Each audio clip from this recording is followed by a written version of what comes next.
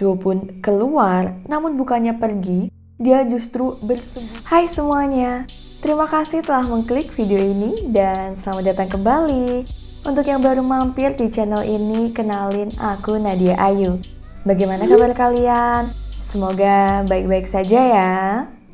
Di video kali ini aku akan menceritakan kisah cinta segitiga yang dialami oleh pasutri aktris papan atas dan konglomerat asal Cina, di mana kejadiannya berlangsung tahun 2012 lalu. Ceritanya, sang istri ternyata diam-diam menjalin hubungan terlarang dengan teman suaminya, yaitu Xiao Yu, dan yang membuat pilu segala drama rumah tangga ini harus berujung malapetaka. Aku akan menceritakan kisahnya secara urut, mulai dari bagaimana pasangan itu bertemu, menikah, kemudian pihak ketiga tiba-tiba hadir, hingga runtuhnya rumah tangga mereka. So, tanpa banyak basa-basi, langsung saja, mari kita simak bareng-bareng ceritanya.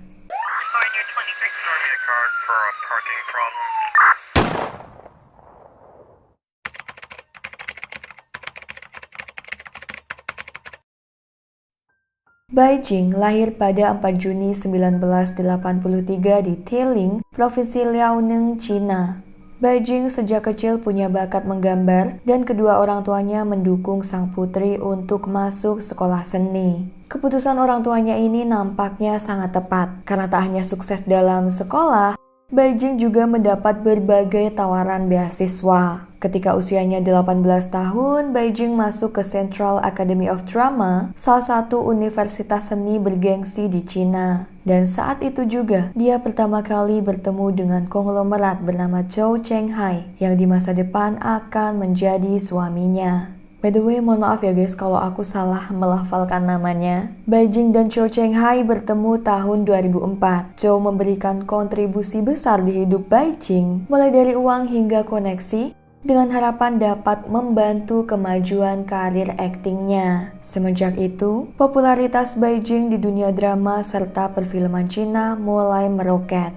Bai Jing membintangi series TV Blood Shangxi pada tahun 2007 dan kesuksesan film tersebut membuatnya dinominasikan dalam 100 Flowers Award for Best Actress. By the way, seiring dengan kemajuan karir Bai Jing, hubungannya dengan Zhou juga semakin dekat. Masalahnya, Zhou Chenghai ini sudah menikah dan mempunyai seorang putra. Namun silaunya api asmara seolah membutakan sang pria. Bai Jing telah mempunyai tempat spesial di hati Zhou dan dia memilih menceraikan istrinya yang telah bertahun-tahun hidup dengannya hanya untuk bisa bersama Bai Jing. Sayangnya pernikahan Bai Jing dan Zhou ini tidak mendapat restu dari ibu Zhou, namun hal ini tidak menghentikan niatnya untuk bisa menikahi sang pujaan hati. Pokok terobos terus segala rintangan, yang penting dia bisa nikah sama Bai Jing. Setelah 6 tahun saling mengenal, pada 2010 pasangan tersebut mengikat janji suci dalam pesta pernikahan yang mewah. Zhou Chenghai tengah larut dalam kebahagiaan pernikahan barunya, sementara badai kehidupan tak lama lagi akan menerjang. Zhou memperkenalkan Bai Jing pada Xiao Yu yang merupakan temannya. Xiao Yu merupakan pelatih fitness serta konglomerat dan Zhou telah mengenalnya selama 3 tahun. Namun yang tak disangka, pertemuan itu merupakan pintu pembuka bagi hancurnya rumah tangga Bai Jing dan Zhou. Seiring berjalannya waktu, Bai Jing diam-diam menjalin hubungan romantis dengan Xiao Yu dan keduanya bahkan bersekongkol untuk menggelapkan uang Zhou sebesar 9,6 juta renminbi atau sekitar 21 miliar rupiah dan sebuah mobil Audi A8.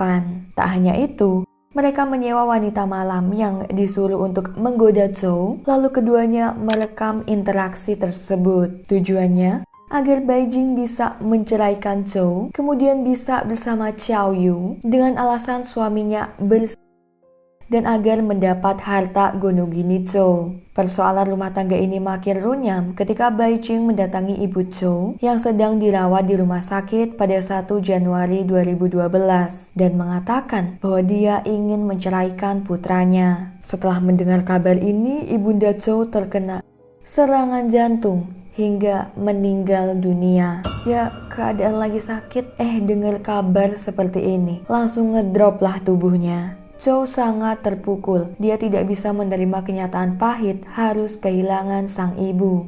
Hal ini juga kian menambah kerenggangan hubungannya dengan Beijing. Ditambah, selain punya masalah rumah tangga, Chow juga punya masalah dengan bisnisnya. Intinya semua aspek di kehidupan Chow terkena dampak buruk ya.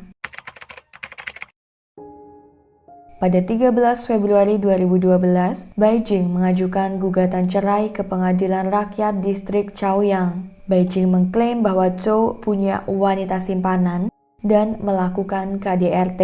Dia juga mengatakan merasa tertipu karena Chow tidak pernah bilang jika sebelumnya dia pernah menikah dan memiliki anak. Masa selama bertahun-tahun bareng sebelum menikah, nggak tahu sama sekali sih? Pada 28 Februari 2012, Chow bertemu dengan Beijing di rumahnya untuk tujuan negosiasi, bicara baik-baik tentang permasalahan mereka. Jadi keduanya sudah pisah rumah, tapi statusnya masih suami istri ya, karena belum resmi bercerai. Saat itu Chow juga sudah lama mengetahui bahwa sang istri ternyata mempunyai hubungan gelap dengan Xiao Yu. Namun negosiasi ini tak berjalan mulus dan pertengkaran tidak terelakkan. Beijing yang larut dalam emosi kemudian mengusir Chow dari rumahnya. Chow pun keluar, namun bukannya pergi, dia justru bersembunyi di halaman rumah dan berniat melakukan suatu kejahatan. Ini kejadiannya tengah malam ya. Chow tiba-tiba menelpon sekretaris pribadinya dan mengatakan wanita ini benar-benar jahat. Wanita yang dimaksud tak lain adalah Beijing. Namun sebelum sang sekretaris sempat mencoba menenangkan si bos, Chow menutup telepon. Mungkin waktu itu Chow sudah sangat emosi dan kehilangan kesabaran ya. Bisa dibayangin lah, dari awal dia berjuang banget buat bisa hidup sama Beijing. Chow ngasih apapun untuknya, sampai harus menceraikan istri sebelumnya. Tapi Beijing malah mengkhianati dan membuat hidupnya hancur. Setelah beberapa saat, Beijing pun keluar rumah sekitar pukul 1 dini hari untuk mengecek apakah Chow sudah pergi atau belum. Dan Chow yang bersembunyi di semak-semak kemudian berlari ke arahnya dan langsung ke leher Beijing hingga dia meninggal dunia. Saat itu Beijing berusia 29 tahun dan karir aktingnya sedang berada di puncak. Selanjutnya, tak lama setelah menghilangkan nyawa Beijing, Chow memutuskan untuk mengakhiri hidupnya sendiri. Baru jalan 2 tahun pernikahan tapi cobaannya udah banyak banget ya. Dan endingnya malah harus seperti ini.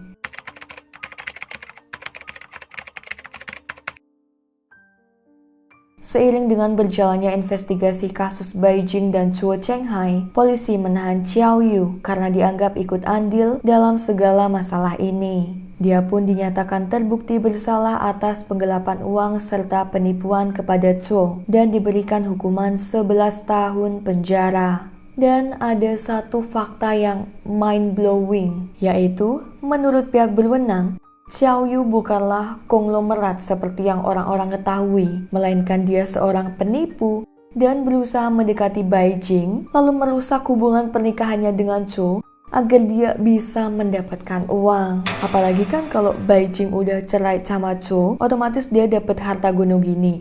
Nah, kesempatan emas tuh buat Xiao Yu, bisa kebagian hartanya. Terbukti juga kan sebelumnya dia pernah menggelapkan uang Chow, padahal Xiao Yu ini sudah Chow anggap layaknya adik sendiri. Ini Xiao Yu berarti aktingnya pinter banget ya. Bisa berlagak sok manis di depan Chow, padahal di belakang dia menghasut dan menggoda istrinya. Jadi itu tadi kisah asmara rumit Chow Chenghai dan Beijing, di mana hubungan rumah tangga mereka harus retak karena hadirnya pihak ketiga dan ujungnya ada nyawa yang harus melayang. Bener-bener speechless sih. Mungkin pesan yang bisa kita ambil dari peristiwa ini adalah sebaiknya tuh kita banyak bersyukur ya dengan apa yang telah kita miliki sekarang. Contohnya kalau sudah menikah, ya udah harus setia sama pasangan. Ingat janji yang sudah diucapkan waktu pernikahan. Gak usahlah nambahin beban kehidupan dengan drama yang gak perlu, apapun alasannya, karena ujungnya ya bakal cuman ngerugiin diri kita sendiri. By the way, aku mau tahu tanggapan kalian tentang kasus ini. So, silahkan tulis komentarnya di bawah ya. Anyway, sampai sini dulu cerita kali ini. Terima kasih telah menyimak. Dan buat yang udah nonton sampai akhir tapi belum subscribe, ayo subscribe dulu, serta like videoku kalau kalian suka. Aku Nadia Ayu, sampai jumpa di video terbaruku selanjutnya.